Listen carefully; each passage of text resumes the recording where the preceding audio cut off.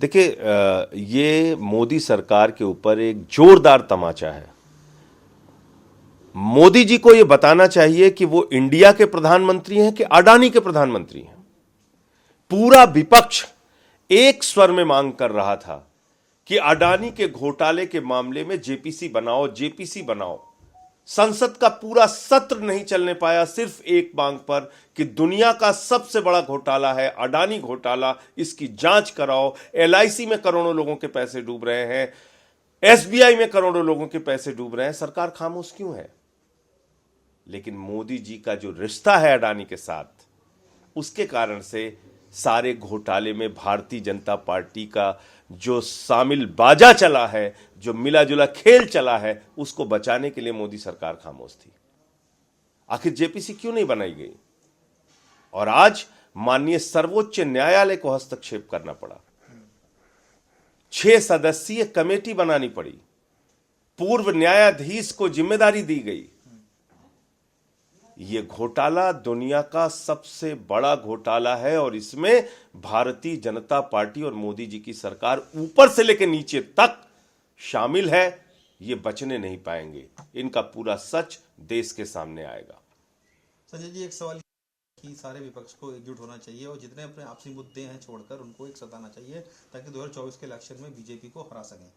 नहीं, निश्चित रूप से। और मैं समझता हूं कि एक एजेंडा होना चाहिए विपक्ष के सामने, एक मुद्दा होना चाहिए कि भाई आखिर उनके सामने देश बनाने का क्या सपना है। पिछले दिनों जब अरविंद केजरीवाल जी की मुलाकात उद्धव ठाकरे जी से हुई, उस वक्त भी यही बात अरविंद केजरीवाल जी ने कहा कि एक सपना, एक खूबसूरत भारत, एक दुनिया का नंबर 1 देश बनाने का जो सपना है वो कैसे पूरा होगा, उसका क्या विजन है, वो हम लोगों को जनता के सामने रखना पड़ेगा। उनका ये भी कहना है कि विपक्ष की तरफ से प्रधानमंत्री कौन होगा, लेकिन पहले हमें एकजुटता से चुनाव लड़ना चाहिए। और मैं सहमत हूं इस बात से। प्रधानमंत्री की लड़ाई कोई लड़ाई नहीं है। लड़ाई इस वक्त जिस तरह से देश में तानाशाही चल रही है, जिस तरह से जांच एजेंसियों का दुरुपयोग हो रहा है, लड़ाई इस वक्त बेरोजगारी है, महंगाई है, अशिक्षा है, स्वास्थ्य की बदहाली है।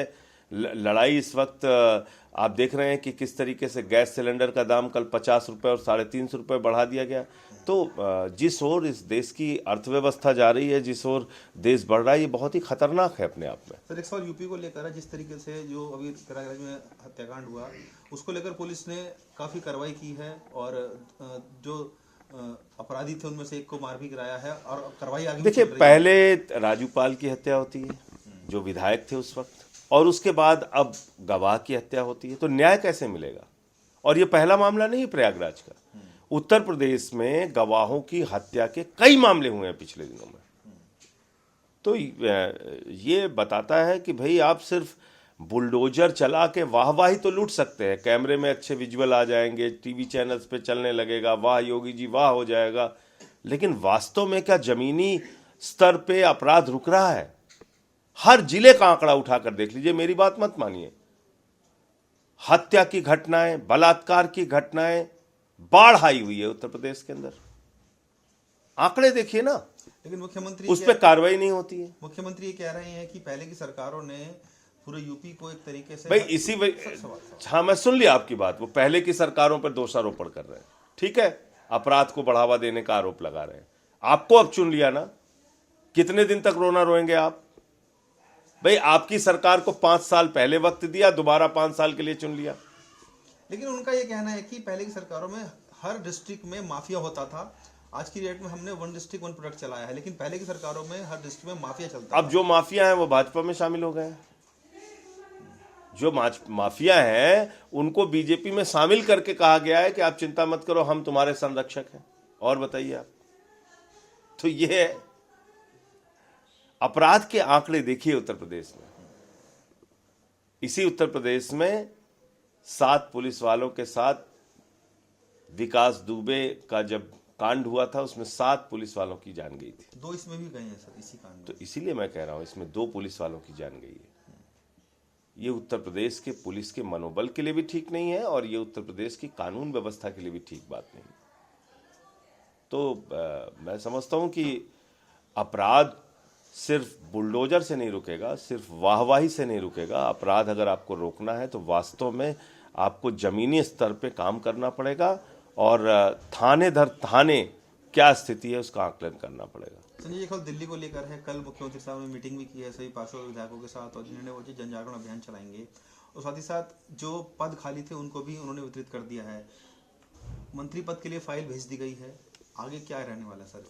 देखिए, जहाँ तक जो हमारे दो मंत्री हैं मनीष सिसोदिया जी और सत्येंद्र जैन जी, ये दोनों लोग पूरी तरह से ईमानदार हैं, बेकसूर हैं और न्याय की प्रक्रिया का हम लोग पालन कर रहे हैं। निश्चित रूप से ये लोग जल्द ही जेल से बाहर आएंगे। दूसरी बात, जहाँ तक हमारे दो और दूसरे मंत्रियों को जिम्मेदारी दी गई है वो इसलिए कि भाई दिल्ली का काम बाधित ना हो। दिल्ली के 2 करोड़ लोगों की सेवा करने की प्रतिबद्धता ली है अरविंद केजरीवाल जी ने। उस काम को आगे बढ़ाने के लिए सौरभ भारद्वाज जी और आतिशी जी अच्छे से दिल्ली के लोगों की सेवा करेंगे, ऐसी मैं उनको शुभकामनाएं देता हूं।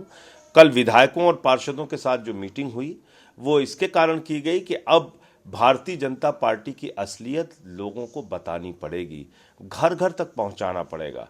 तो क्या किया है दिल्ली में स्कूलों की शिक्षा को बेहतरीन बनाने के लिए मनीष सिसोदिया जी ने, और क्या किया है भारतीय जनता पार्टी ने इस देश के अंदर अडानी के साथ मिलकर लाखों करोड़ का घोटाला करने में, तो ये सारा कुछ तो सच बताना पड़ेगा लोगों को। संजय जी, क्या हम आने वाले समय डिप्टी सीएम का चेहरा भी देख सकते हैं दिल्ली में? नहीं, वो तो मेरे ख्याल से जो भी तय करना है वो मुख्यमंत्री जी को तय करना है, उसमें मेरा तो कोई बोलना या टिप्पणी करना उचित नहीं होगा। नमस्कार, मैं हूं मानक गुप्ता। अगर आपको हमारा ये वीडियो पसंद आया हो तो इसे लाइक और शेयर जरूर करें और हाँ, हमें सब्सक्राइब और फॉलो करना ना भूलें ताकि आप देश और दुनिया की कोई खबर मिस ना करें। तो जुड़े रहिए हमारे साथ और देखते रहिए न्यूज़ 24।